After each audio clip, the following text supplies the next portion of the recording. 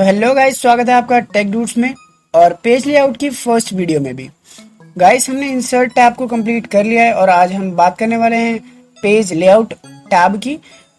Guys, इसमें हम page से रिलेटेड डिजाइनिंग वगैरह को सीखेंगे और अपने पेजेस के लेआउट्स वगैरह को भी चेंज करना। तो चलिए स्टार्ट कर लेते हैं सबसे पहले इस वाले मेन्यू से, जिस मेन्यू का नाम है थीम। गाइज, ये मेन्यू यूज होता है when we don't have time to paint our document. इसका मतलब है कि जब हमारे पास टाइम नहीं है और हम अपने पेजेस को डिज़ाइन करना चाहते हैं जिसके अंदर हेडिंग्स हैं। फॉर एग्जांपल मैं हेडिंग बना देता हूँ।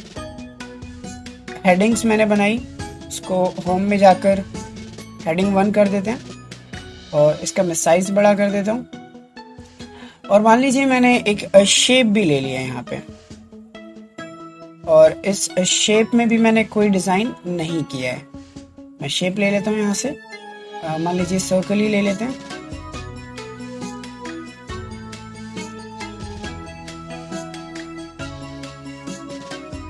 इसे रैप टेक्स्ट में जाके टाइट कर देते हैं या फिर स्क्वायर कर देते हैं। ओके, तो मैंने छोटा सा डिज़ाइन ले लिया, इसमें हल्का सा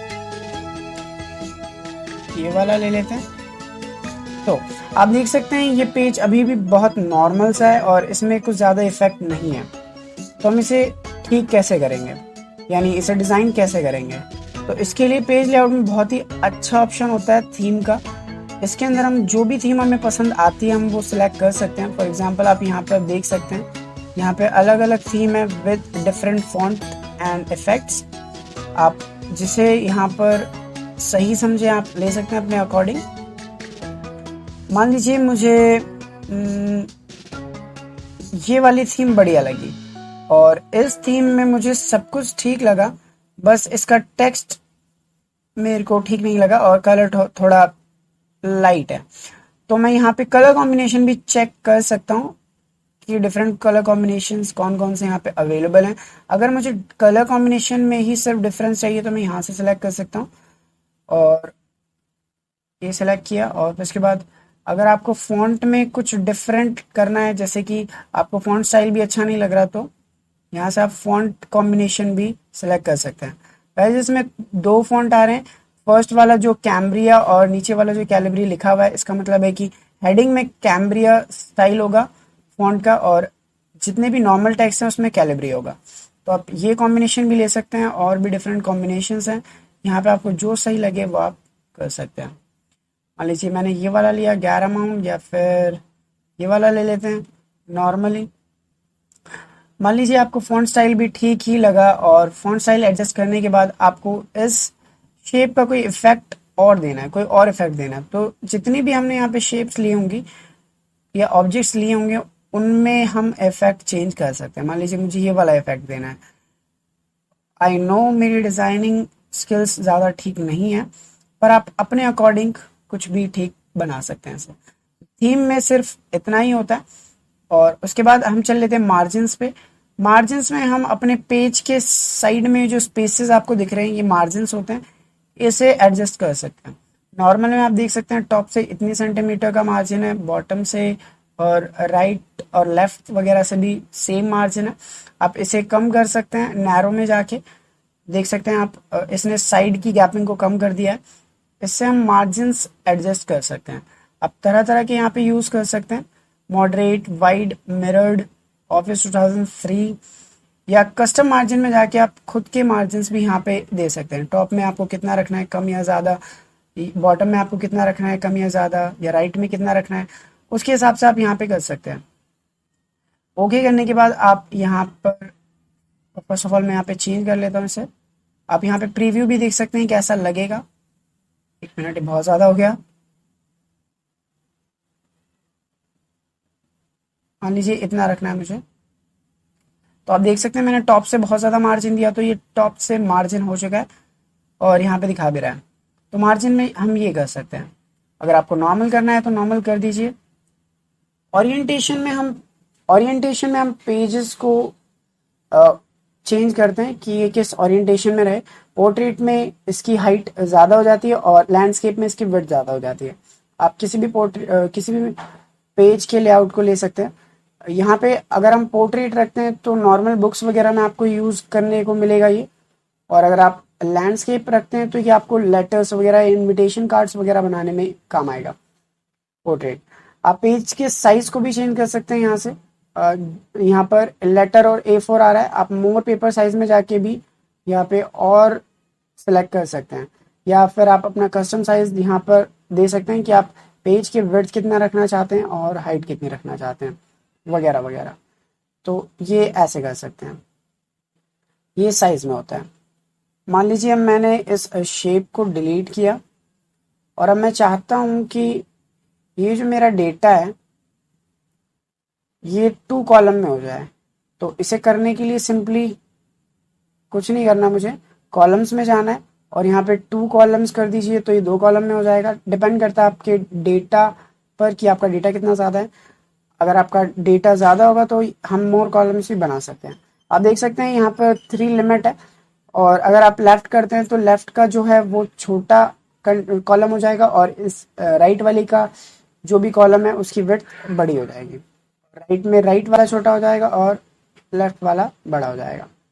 मोर कॉलम्स में जाकर आप यहाँ पर नंबर ऑफ कॉलम्स चेंज कर सकते हैं जितना आप रखना चाहते हैं। ओके कर देते हैं। अब यहाँ देख सकते हैं मैंने राइट वाले को सिलेक्ट कर रखा है।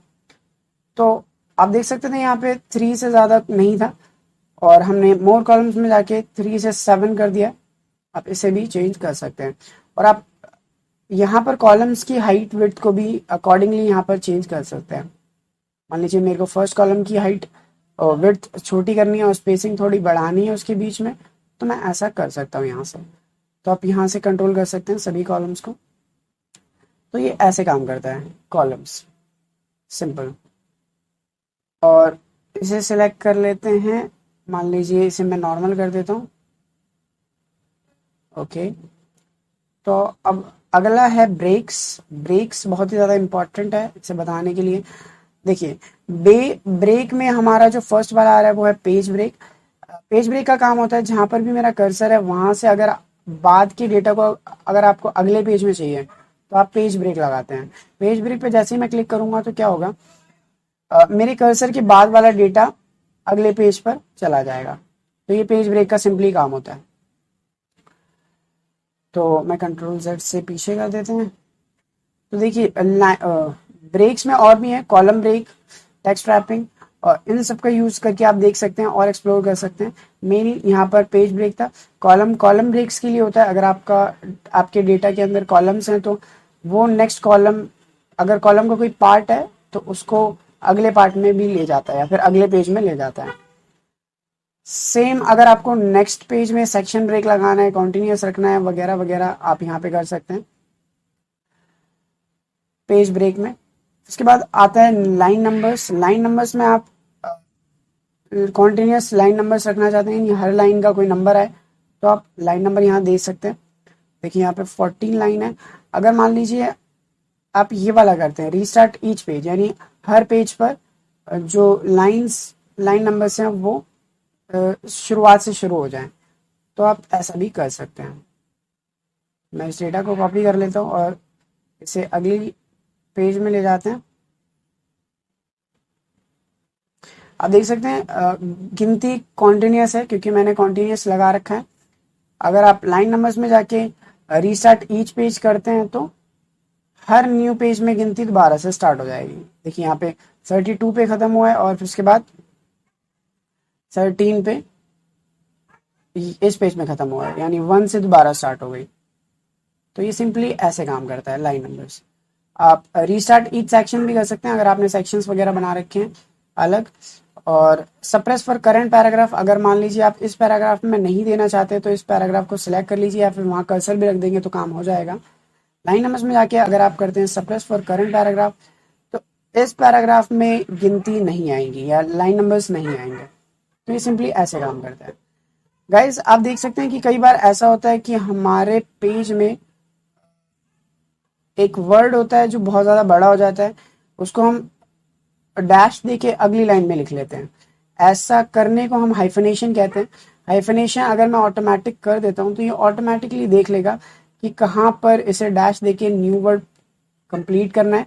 जैसे यहाँ पर देखिए इसने क्या किया, पेजेस को पूरा लिखने के बजाय इसने PAG लिखा और उसके बाद डैश देके अगले जो भी लेटर्स थे वो अगली लाइन में लिख दिए ES। तो इसे ही पेजिनेशन कहते हैं और ये हम कई बार करते हैं अपनी डेली लाइफ में, जब हम लिखते हैं ज़्यादा तो उसमें ये हम करते हैं। तो अगर आप ऑटोमेटिक करते हैं तो ये ऑटोमेटिकली खुद देख लेगा, और अगर आप मैनुअल करते हैं तो ये खुद से आपसे पूछेगा कि आपको करना है या नहीं। फर्स्ट ऑफ ऑल मैं पहले इसे नन कर देता हूँ हाइफनेशन को, तो उसके बाद देखते हैं। उसके बाद अगर मैनुअल करते हैं तो ये आपसे पूछेगा, इसे कोई वर्ड नहीं मिला है, वैसे इतना कोई बड़ा वर्ड नहीं मिला जिसे हाइफनेशन कर सकता, पर आपको हमेशा याद रखना है कि आपको ऑटोमेटिक ही करना है, मैनुअल कोई भी नहीं करता क्योंकि वो बहुत ही टाइडी होता है, बहुत ज़्यादा, और इतना दिमाग लगाना नहीं बनता। ठीक है, अगर हम 1 बाय 1 करते रहे तो ऐसे तो बहुत ज़्यादा डेटा हुआ तो आप 1 बाय 1 करते ही रहेंगे। तो हो सके तो आपको एफर्ट्स को कम यूज़ करना है, हर चीज़ में यही होता है। तो हम ऑटोमेटिक कर देंगे तो वो खुद देख लेगा और वर्ड्स को अरेंज कर देगा अपने अकॉर्डिंग। ऑटोमेटिक करना है आपको। हाइफनेशन ऑप्शन में जाके आप ये भी देख सकते हैं कि हाइफनेशन जोन कितने सेंटीमीटर तक ले, जोन का मतलब है कि कितने सेंटीमीटर के वर्ड को ये सप्रेस करे, अगली लाइन में ले जाए। और आप देख सकते हैं लिमिट कॉन्जिक्यूटिव हाइफन्स, यानी कितने वर्ड्स को ये हाइफनेट करे, इसमें कोई लिमिट नहीं है। आप यहाँ पे लिमिट सेट कर सकते हैं जितनी भी आप चाहते हैं, 1 वर्ड या 2 वर्ड जो भी, पर नो लिमिट रहना ही ज़्यादा ठीक होता है। तो ये सिंपली हाइफनेशन था, लास्ट थिंग। और आप देख सकते हैं थीम्स और पेज सेटअप कंप्लीट हो चुका है। बाकी पेज बैकग्राउंड, पैराग्राफ और अरेंज मैं अगली वीडियो में कवर करने वाला हूँ, जो कि बहुत ही आसान टॉपिक्स हैं। और अगर आप चैनल पर नए हैं और ऐसे ही इन ट्यूटोरियल्स का मज़ा उठा रहे हैं या फिर इनसे कुछ सीख रहे हैं तो चैनल को सब्सक्राइब ज़रूर कीजिएगा, और अगर आपको वीडियो अच्छी लगी तो लाइक ज़रूर कीजिएगा। Thanks for watching this video. Bye bye.